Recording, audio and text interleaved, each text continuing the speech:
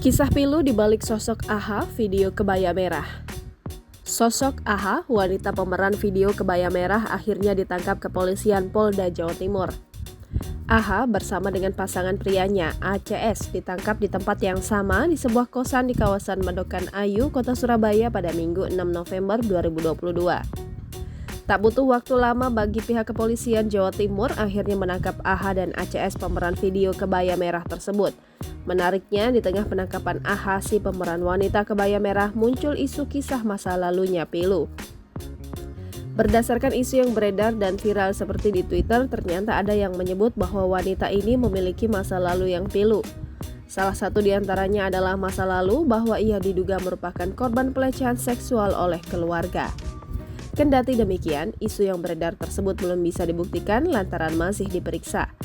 Si pemeran wanita tersebut diketahui bukan berdomisili asli di kota Surabaya, namun terbilang lama tinggal menetap di sebuah kosan di kota Surabaya. Sedangkan si pemeran laki-laki merupakan warga asli berdomisili kota Surabaya. Alasan memilih kostum kebaya berwarna merah tersebut merupakan bagian dari fantasi yang diinginkan kedua pasangan dalam video tersebut.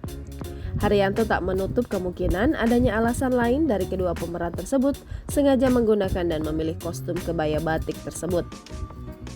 Hanya saja, hingga saat ini kedua pemeran video dewasa itu masih menjalani proses penyidikan lebih lanjut.